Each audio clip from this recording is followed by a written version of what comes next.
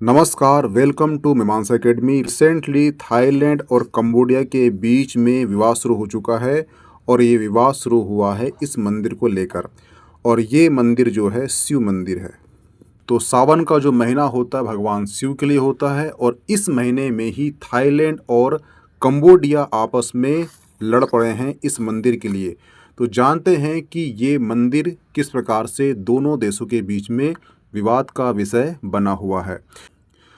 तो ध्यान रखना, जो थाईलैंड और कंबोडिया है, इन दोनों देशों के बीच में विवाद जो है 118 साल पुराना है और ये विवाद जो है इस मंदिर के कारण शुरू हुआ है। इस मंदिर का नाम है प्रिय विहार मंदिर और ये मंदिर जो है खमेर साम्राज्य था वहाँ पर। इस साम्राज्य में एक राजा हुआ है, उस राजा का नाम है राजा उदयादित्य द्वितीय ने इस मंदिर का निर्माण कराया था। और ये जो मंदिर आप देख रहे हो, ये मंदिर एक्चुअली एक चट्टान के ऊपर बना हुआ है और वो चट्टान जो है एक पर्वतमाला की है और उस पर्वत का नाम है डांग रेक पर्वत। तो ध्यान रखना, डांग रेक पर्वत जो है कंबोडिया और थाईलैंड के बीच में स्थित है। ये जो है आपके एग्ज़ाम पॉइंट ऑफ से आईएमपी हो जाता है। डांग रेक पर्वत कहाँ पर है, आप एक बार इसकी मैपिंग कर लेना।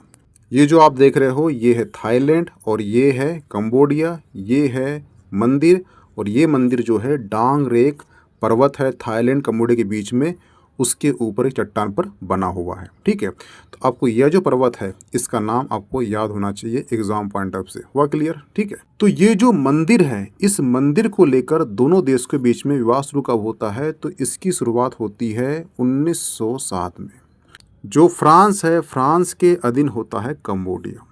तो कंबोडिया में क्या करता है 1907 को, जो फ्रांस है यहाँ से लेकर यहाँ तक करीबन 817 किलोमीटर की ये बाउंड्री रेखा डालता है। अब जब ये रेखा डालता है फ्रांस, तो ये जो मंदिर है, कौन सा प्रिय विहार मंदिर जो है, ये कंबोडिया के नक्शे में शो करता है और ये नक्शे में शो करते से ही थाईलैंड इस बात का विरोध करता है। हुआ क्लियर? लेकिन विवाद इतना बढ़ता है कि जो कंबोडिया है 1959 में यानी कि 1959 में ये अंतर्राष्ट्रीय न्यायालय पहुंच जाता है। कौन? कंबोडिया। और जो अंतर्राष्ट्रीय न्यायालय है वो 1962 यानी कि 1962 में ये अपना फैसला देते हुए कहता है कि जो मंदिर है वो एक्चुअली कंबोडिया में ही रहेगा।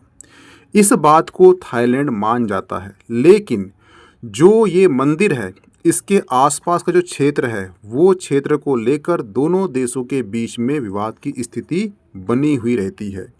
लेकिन आता है 2008 आता है और 2008 में इन दोनों के बीच में इस मंदिर को लेकर तनाव और बढ़ जाता है। बढ़ता क्यों है, उसके पीछे रीज़न होता है कंबोडिया। कंबोडिया एक्चुअली जो यूनेस्को की वर्ल्ड हेरिटेज साइट में शामिल करने की इसको कोशिश करता है। इस मंदिर को मान्यता मिलने के बाद दोनों देशों की सेना के बीच में क्या होती है, झड़प होती है और दोनों देशों की सीमा जो है इस मंदिर के आसपास अपना डेरा डाल देती है। और ये जो दोनों देशों की जो सेना है यहाँ पर जमा होती है, यहाँ पर इतना तनाव पैदा हो जाता है कि 2011 में यहाँ पर हज़ारों की संख्या में लोग यहाँ से मजबूर हो जाते हैं इस जगह को छोड़ने के लिए। और फिर से ये कहा जाता है कहाँ पर, अंतर्राष्ट्रीय न्यायालय जाता है और अंतर्राष्ट्रीय न्यायालय जो है ये आदेश देता है कि दोनों देश अपने जो सैनिक है वहाँ से हटा लें। और 2013 में जो अंतर्राष्ट्रीय न्यायालय है, 2013 में फिर से जो अंतर्राष्ट्रीय न्यायालय है ये अपना फैसला सुनाते हुए कहता है कि जो क्षेत्र है मंदिर का वो एक्चुअली कंबोडिया का ही होगा। हुआ क्लियर? यानी कि मंदिर प्लस मंदिर के आसपास का जो क्षेत्र है वो किसका होगा, वो कंबोडिया का होगा। तो ये छोटा सा इतिहास था कंबोडिया और थाईलैंड के बीच में विवाद का। ठीक है, लेकिन इसके बावजूद भी दोनों देश यानी थाईलैंड और जो कंबोडिया है ये दुनिया के सबसे अच्छे पड़ोसी दोस्त और पड़ोसी माने जाते थे। जो थाईलैंड और कंबोडिया है, दोनों देशों के जो नेता हैं ये आपस में इनकी दोस्ती कभी नहीं टूटी। वो इतने अच्छे दोस्त थे कि उनकी मिसाल दी जाती थी, यानी कि दोनों देशों के बीच में सीमा को लेकर विवाद था, परंतु दोनों की दोस्ती बरकरार रही। लेकिन इसके बावजूद भी विवाद शुरू कहाँ हुआ वर्तमान में, तो जो तत्कालीन कारण है वो है 28 मई। 28 मई को क्या हुआ कि जो एमराल्ड पर्वत है, ध्यान रखना ये क्षेत्र है, ये है एमराल्ड ट्रायंगल है। कभी आपको क्वेश्चन आ जाए कि एमराल्ड ट्रायंगल कहाँ पर है, तो ये है थाईलैंड, लाओस और कंबोडिया के बीच में स्थित है एमराल्ड ट्रायंगल। वह क्लियर, ये ध्यान रखना। यहाँ पे क्या हुआ है कि 28 मई को यहाँ पर थोड़ी सी सीमा पर झड़प पैदा हुई और उस झड़प में क्या हुआ कि जो एक सैनिक है, कहाँ का, कंबोडिया का सैनिक, वो मारा गया। और वो जो कंबोडिया का सैनिक मारा गया और इसी एक सैनिक की मृत्यु के कारण ही जो थाईलैंड की जो पीएम थी उसकी कुर्सी चली गई। कुर्सी कैसे चली गई, तो ध्यान रखना जो थाईलैंड की वर्तमान पीएम है उनके पिता और जो कंबोडिया है वहाँ के जो राजनीतिक है उनके संबंध जो है इनके पिता से दोस्ती वाले थे। तो जो कंबोडिया है यहाँ के लोगों ने दबाव बनाया कि आपके सरकार में थाईलैंड का एक सैनिक मारा जाता है और आप कुछ नहीं करते, इसके लिए यहाँ पर युद्ध होना चाहिए। इसी की तनाव को कम करते हुए जो थाईलैंड की पीएम थी वो एक्चुअली कंबोडिया के जो राजनीतिक होते हैं, जो उनके पिता के दोस्त थे, उनको कॉल लगाती है और कॉल लगा के बोलती है हेलो अंकल। और ये एक वर्ड जो होता है हेलो अंकल, इस अंकल ने ही इनकी कुर्सी छीन ली। क्यों?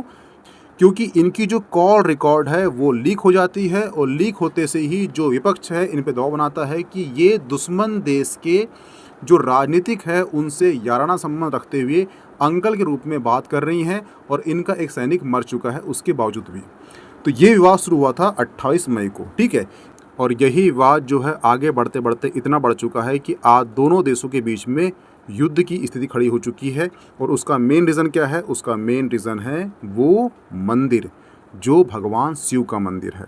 तो आई होप कि आपको यहाँ पे पूरी कहानी समझ में आ चुकी होगी कि थाईलैंड और कंबोडिया के बीच में विवाद क्यों शुरू हुआ, इनके विवाद की ऐतिहासिक कहानी क्या है, वर्तमान में शुरू कहाँ से हुआ था, वो 28 मई को शुरू हुआ था, ठीक है।